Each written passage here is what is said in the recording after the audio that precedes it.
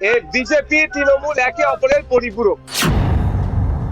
BJP তার মনের মতো বিরোধী দলকে তৈরি করে রাখতে চাইছে, এর থেকে বেশি কিছু নয়।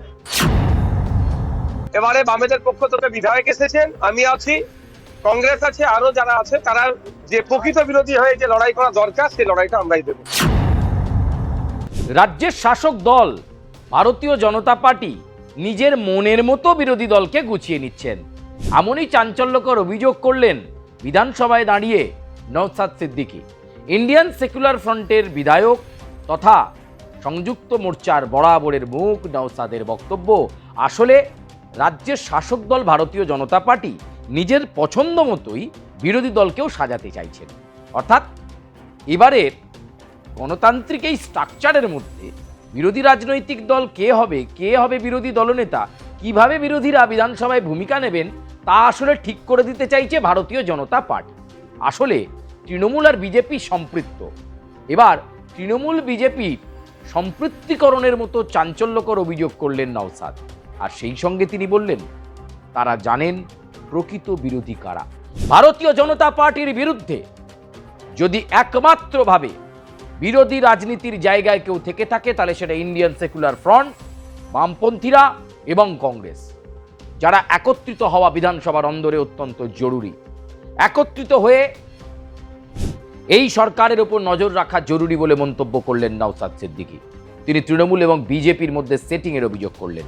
বলা হলো, এই যে কয়েকদিন বিরোধী দলনেতা নিয়ে যে ডামাডোল বিধানসভার অন্দরে চলল, ভালো তৃণমূল খারাপ তৃণমূল, এই সবটাই বিজেপির স্ক্রিপ্টেড বলে মন্তব্য নওশাদের। তিনি বললেন ভালো তৃণমূল গঠন করা হলো এবং ঋতব্রত বন্দ্যোপাধ্যায় হলেন বিরোধী দলনেতা। এমনকি ইতিমধ্যেই কোর্ট জানিয়ে দিয়েছে যে বিরোধী দলনেতা ঋতব্রত বন্দ্যোপাধ্যায়, শোভনদেব চট্টোপাধ্যায় নয়। এই রকম পরিস্থিতিতে নওশাদের মন্তব্য, আসলে বিজেপি চাইছিল এরকম একটা ভালো তৃণমূল গঠন হোক, যারা ভারতীয় জনতা পার্টির অঙ্গুলি হেলনেই বিধানসভার ভেতরে কথা বলবেন। ঠিক এরকমই অভিযোগ করছেন নওশাদ। কি বলছেন নওশাদ চলুন একবার শুনি, তারপর না হয় আবার ব্যাখ্যা বিশ্লেষণে যাব। শোনা যায়। দেখুন, বিরোধী দলনেতা নির্বাচন নিয়ে বিস্তর জল ঢলা হয়েছে, আমরা দেখতে পেয়েছি। এমনও অভিযোগ আসছিল যে তাদেরকে রুম দেওয়া হচ্ছিল না। পরবর্তীতে ভালো তৃণমূল তৈরি হয়ে খারাপ তৃণমূলকে দূরে সরিয়ে দিয়ে নাকি একটা ব্লক তৈরি করেছিল। এটা নিয়ে কোর্ট পর্যন্ত গিয়েছে। কোর্ট এখনো কোনো এই বিষয়ে স্টে দেয়নি। অর্থাৎ সেই ঋতব্রত বাবু এখন বিরোধী দলনেতা হিসাবে ভূমিকা পালন করছে। তখন আমরা অনেক আগে বলে এসেছি, যখন বিজেপি ক্ষমতায় আসবে তখনও বলেছি, আজকেও বলছি, বিজেপি তৃণমূল একে অপরের পরিপূরক।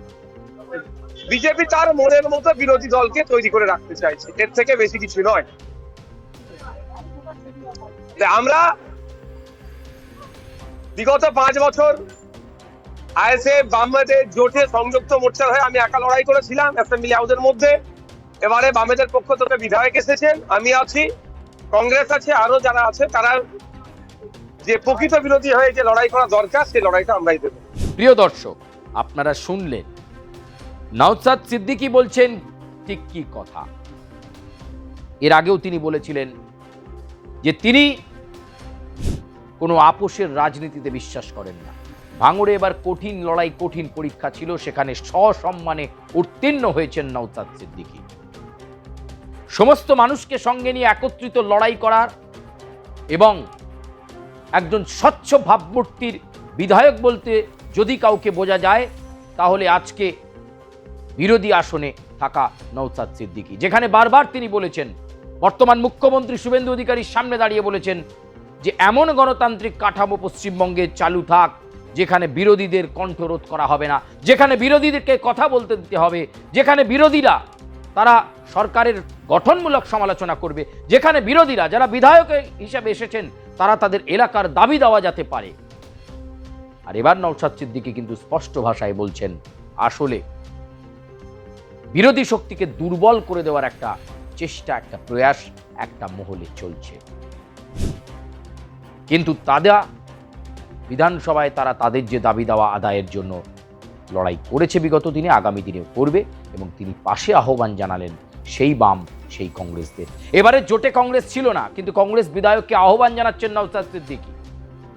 বিজেপির মতো শক্তিকে রুখতে হলে, তৃণমূলের বিরুদ্ধে আবার লড়াইটাকে জারি রাখতে হলে ইন্ডিয়ান সেকুলার ফ্রন্ট, বাম, কংগ্রেস একসাথে মিলে বিধানসভার মধ্যে লড়াই করতে হবে, সেখানে সওয়াল করতে হবে। এই দাবিটাই একটা নতুন রাজনৈতিক সমীকরণের জন্ম দিতে চাইছেন নওশাদ সিদ্দিকী, আর সেটারই ইঙ্গিত তিনি দিতে চাইছেন। 22 তারিখে বাজেট অধিবেশন, সেই বাজেট অধিবেশনের পর বিভিন্ন বিধায়করা বক্তব্য রাখবেন, নওশাদও বলবেন, বাম বিধায়ক বলবেন, কংগ্রেসের বিধায়কও বলবেন।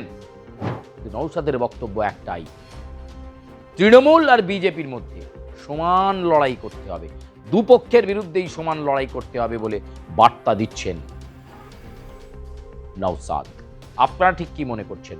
নওশাদ যে ইঙ্গিত দেওয়ার কথা বারবার বলছে, যেভাবে বিজেপি এবং তৃণমূলকে আক্রমণে বিদ্ধ করছে, একজন বিরোধী বিধায়ক হিসাবে তিনি কতটা একত্রিত করতে পারবেন বাম এবং কংগ্রেসকে, এবং সেটাকে একত্রিত করে বিধানসভায় কতটা জোরালো ভূমিকা নিতে পারবেন নওশাদ, এইটা সবচেয়ে গুরুত্বপূর্ণ বিষয়। এমনিতেই বঙ্গ রাজনীতিতে এখন নানা টানা পড়েন, তৃণমূল এখন কার সেটা নিয়েই এখন বিশ্লেষণ। তবে নতুন যে ব্লক তৈরি হয়েছে, নব্য যে তৃণমূল তৈরি হয়েছে, সেই তৃণমূল কতটা বিরোধী রাজনৈতিক দল হিসাবে বিধানসভাকে উত্তাল করে তোলে, তার দিকেও নজর থাকতে হবে, তার দিকেও নজর রাখতে হবে, এমনটাই কিন্তু বলছেন নওশাদ সিদ্দিকী। প্রিয় দর্শক, আজকের মতো দাদা দিদির রাজনীতির প্রতিবেদনে পর্যন্তই। আপনাদের সঙ্গে আবার দেখা হচ্ছে দাদা দিদির রাজনীতিতে, অন্য কোনো বিষয় নিয়ে, অন্য কোনো প্রেক্ষাপটে আপনাদের সঙ্গে আবার কথা হবে। আপনারা লাইক করতে ভুলবেন না, কমেন্ট করতে ভুলবেন না, সাবস্ক্রাইব করতে ভুলবেন না, এবং অবশ্যই একবার জোর করে বেল আইকনে প্রেস করে দেবেন। দাদা দিদির রাজনীতির প্ল্যাটফর্মে আপনারা প্রত্যেক মুহূর্তের লেটেস্ট আপডেট খবর পাচ্ছেন, পাবেন, এবং আগামীতেও আমরা দিয়ে যাব। ধন্যবাদ।